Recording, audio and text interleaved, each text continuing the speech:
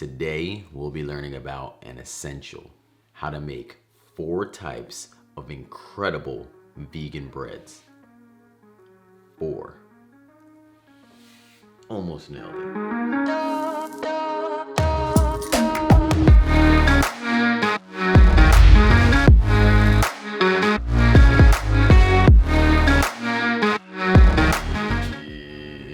Yeah.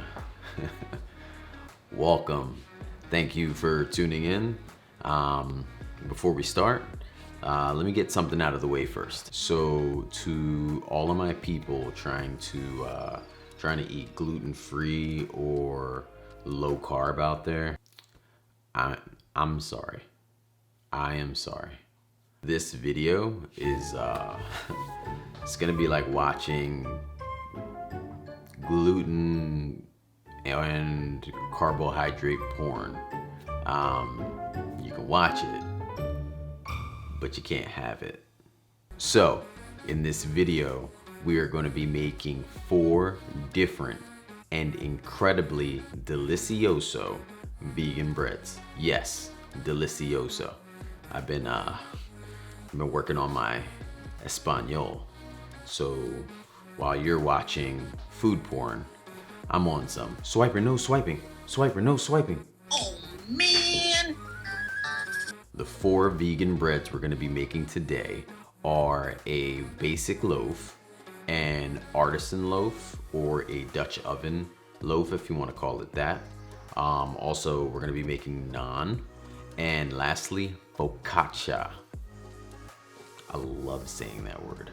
The best part of all this is everything is going to be made with all the same ingredients in order to compose your dough. And guess what kind of dough it is? You got it right. Our infamous everything dough.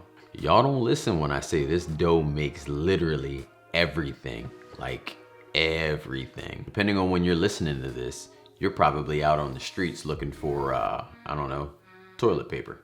Let me solve that mystery for you in 2 ways right now. The first way is going to be you heading out back and going to the tree and pulling off one of those leaves that you're probably going to be raking up at the end of this year, right?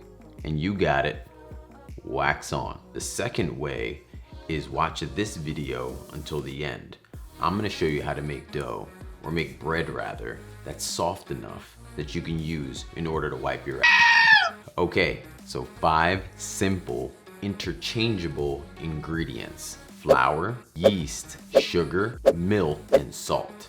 Technically, you can do away with like 2 of the ingredients. They're not necessarily required, but they're recommended as they make it really delicious.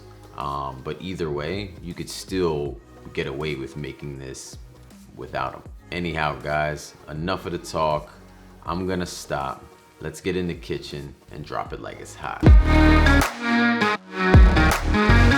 Alright, so let me give you a quick rundown of the ingredients to answer how and why they are interchangeable, and let you know which ones you can ixnay and still create a masterpiece. So the flour, which you use to start, is a necessity. Ain't no bread being made without flour. If you see some, it ain't bread, and it damn sure ain't vegan. You could bring this bread together and get the same texture using any of the basic flours, such as all-purpose, bread flour, even wheat flour, which we're going to be using in this recipe. While you could use a gluten-free 1-to-1 flour mixture, the texture will be incredibly different. You're also going to need yeast. I won't bore you with the science, but this helps the dough rise. No yeast, no rise. Sugar is used mostly for the taste when making bread. It does have the added benefit of feeding the yeast, but it's not a requirement. You can use any sugar you want. I'm using agave here to mimic a similar taste to a honey wheat bread. As for salt, it's your other non-essential ingredient. It really just helps boost the flavor. Lastly is milk or even water, like I'm using here. I typically use vegan milk for a little added flavor, but to save you the hassle of not being able to find milk, or just save money, water is clutch. Clutch means it's very handy. For some reason, if you haven't heard that on any of your other food porn channels. I guess you could say I just popped your cherry. Once you have everything in the bowl, pretty much just start bringing it together. I'm using fancy equipment here, but you could bring it together without it, which I'll show you later on in the video. While this bread recipe makes a no-knead dough, you want to knead it for this type of bread. The more you knead, the more gluten will form. This will help the gases produced by the yeast, helping the dough rise and be spongy. It also helps later when shaping the dough. Kneading can take a various amount of time and can require a little more flour and water to get a dough that doesn't stick to the bowl or your hands, which is what you're looking for when making this type of bread. Knead for about 8 to 10 minutes in the mixer, and when you think it's ready, push down on the dough, and if it bounces back, you're in good shape. From here, put the dough back in a bowl, cover it up and allow it to rise for about 60 to 90 minutes. After that, get it back on the table with a little flour, that's if it's sticky, and shape it into sort of an oval. Then place it back in a bread pan. You're looking for it to peak over the bread pan a few inches. Once that happens, you could toss it in the oven and bake it to perfection. If you want people thinking you're a bread god, make the artisan loaf before they come over. This bread is one of my favorites. 1, because it's incredibly easy, and 2, because it's extremely beautiful. I mean, when you're done, you want to wrap this thing up in a towel, put your sunglasses on, and bring it outside to show it off, like it's your new baby. I mean, yes, it tastes great, and you can make it in just a few hours, but who really cares about that when it looks this good? But to make this dough, you're really doing nothing different, and I promised you where we're going to make one by hand. I'm going to show you how to do this here. And while I love kneading dough, this one, there's no need to knead. Once again, we're going to dump everything into a bowl, and then we're going to bring it together. You could use a spoon, a spatula, your car keys, it really doesn't matter. What you're looking for is that all your flour becomes incorporated into the dough. This dough is going to be really loose and really sticky, and that is exactly what you want. From here, you're going to cover it up and allow it to rise. You want to cover it up with something solid so it creates humidity. So don't use a towel, use like a cutting board or a baking sheet, but if you're into zero waste, try not to use any plastic wrap.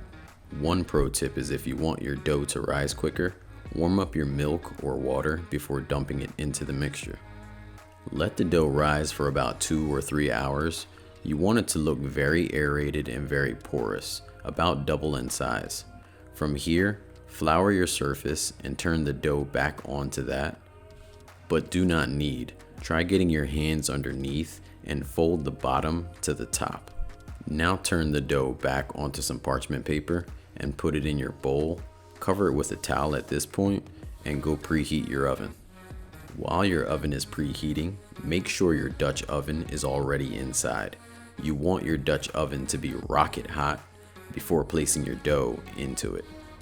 When your oven is ready, lift the dough with the parchment paper into the Dutch oven and carefully place the Dutch oven back into the oven with the lid on. How many times did I just say oven? I mean, if you didn't follow, rewind it, play it back, because I wasn't talking fast. You were just listening slow. With this bread, I like to control the crust. So after about 30 minutes, pull it out the oven and check it out. If it's where you want it to be, then good, you're done. If not, remove the parchment paper, toss it back in with the lid off, and give it about another 10 to 15 minutes. So, remember that bread I was telling you about in the intro that was really soft? That would be naan. The dough for naan is similar to the dough for artisan bread, where there's no knead required, but I would consider a little more flour to keep the dough being less sticky. Other necessities will be some vegan butter and some water.